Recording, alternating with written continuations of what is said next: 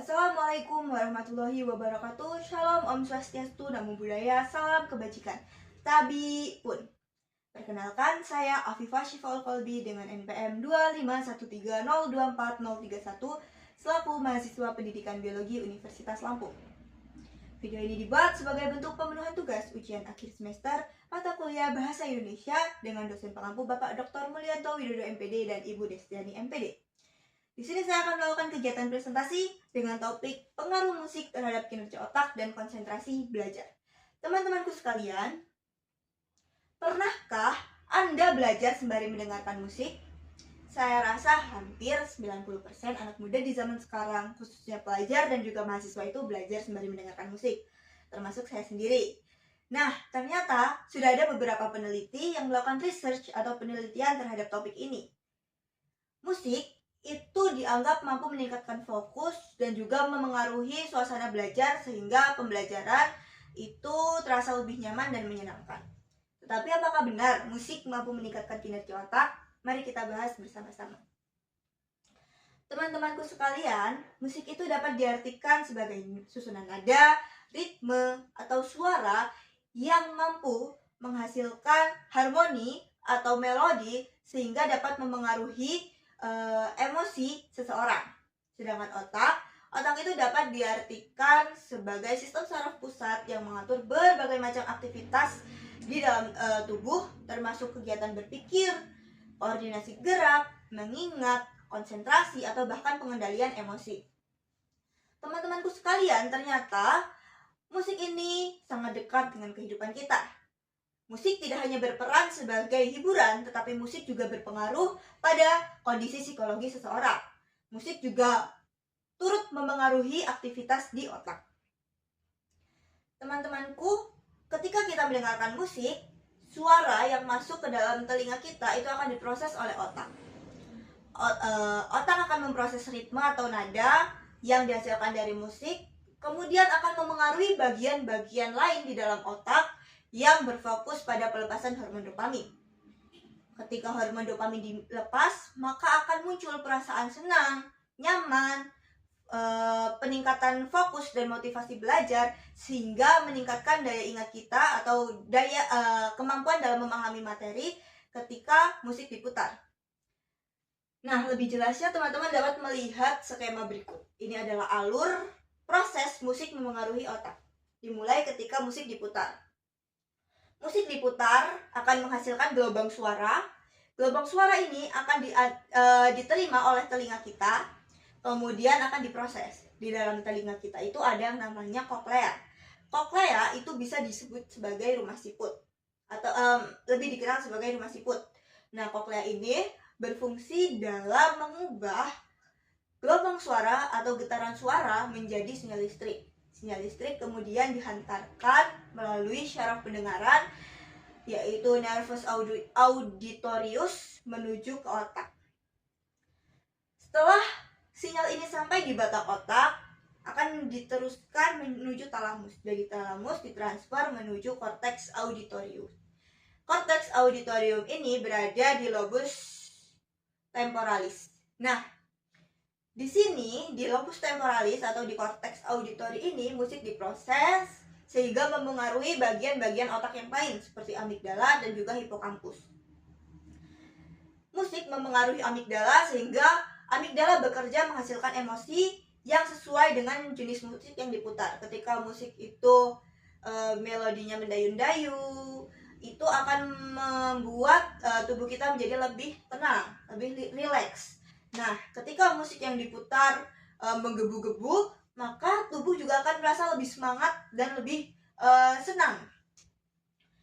Teman-teman, selain daripada hipokampus dan amigdala, ternyata musik juga memengaruhi bagian otak yang namanya nucleus accumbens. Nucleus accumbens ini berperan aktif pada perangsangan pelepasan dopamin. Seperti yang sudah disebutkan sebelumnya, dopamin dan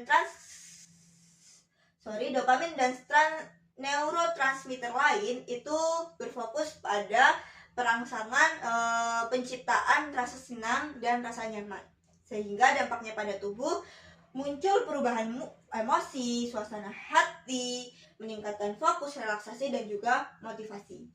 Nah, teman-teman, berdasarkan hasil penelitian, terdapat beberapa pengaruh positif musik terhadap konsentrasi belajar. Nah, ini dipengaruhi oleh beberapa hal. Pertama, musiknya itu harus lembut atau instrumennya itu tidak terlalu berisi. Musik yang lembut seperti musik instrumental atau musik lo-fi, lofidensial, musik klasik itu disebutkan mampu menciptakan suasana belajar yang lebih nyaman dan juga meningkatkan rasa fokus. Nah, dengan peningkatan rasa fokus dan rasa nyaman, maka musik mampu mengurangi stres dan juga kecemasan berlebih. Ketika stres atau kecemasan berlebih itu berkurang, maka pekerjaan di dalam otak itu menjadi lebih optimal dan suasana belajar pun menjadi lebih menyenangkan, teman-teman.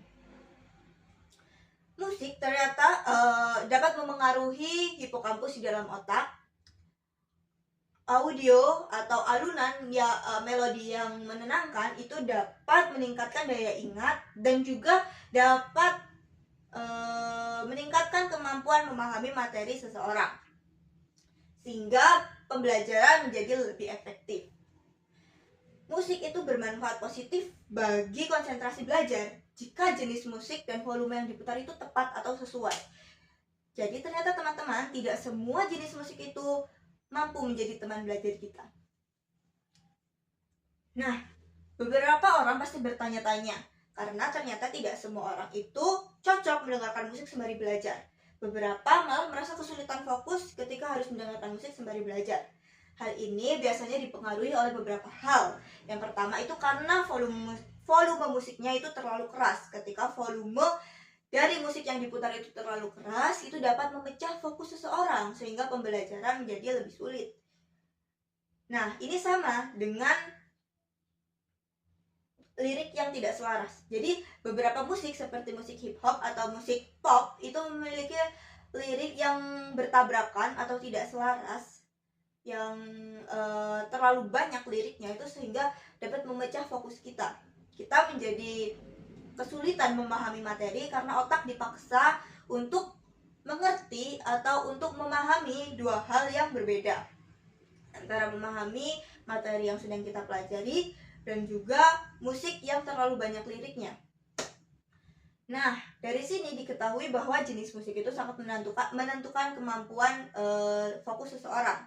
Tidak semua musik cocok untuk pembelajaran, dan ini dipengaruhi oleh preferensi atau perspektif masing-masing individu.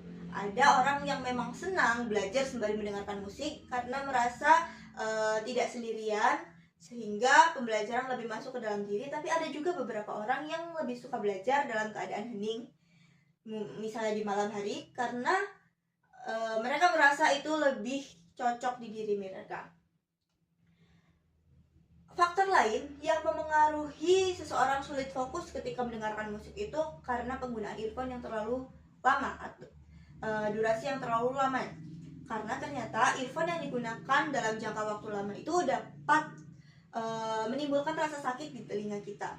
Rasa sakit ini memecah fokus kita ketika sedang belajar, sehingga kita akan sulit berkonsentrasi ketika sedang belajar sembari mendengarkan musik. Nah, untuk itu teman-temanku, beberapa peneliti mengelompokkan jenis musik dan pengaruhnya terhadap otak. Berikut adalah jenis musik dan pengaruhnya terhadap otak. Musik klasik itu adalah musik yang memiliki tempo stabil, sehingga dapat merelaksasi dan membuat seseorang menjadi lebih fokus. Musik instrumental atau lo-fi itu biasanya tidak memiliki lirik, sehingga dapat memberikan suasana tenang dan juga nyaman.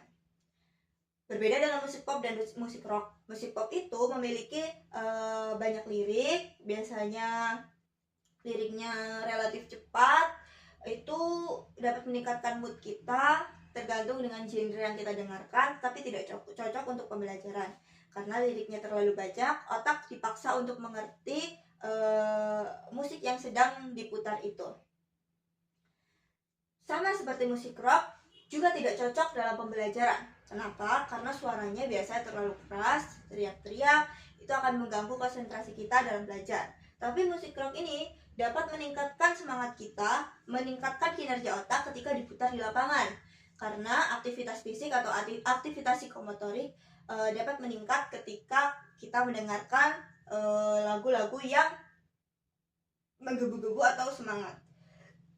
Dari sini kita dapat kita simpulkan bahwa ternyata musik memiliki pengaruh terhadap kinerja otak. Terjawab pertanyaan kita di awal tadi. Musik itu dapat membantu meningkatkan fokus, meningkatkan mood kita, meningkatkan rasa rileks di tubuh kita ketika jenis musik dan juga volume yang diputar itu sesuai. Jenis musik dan volume itu ternyata sangat memengaruhi efektivitas belajar kita. Kita harus bisa menentukan mana musik yang harus kita putar ketika kita melakukan suatu kegiatan.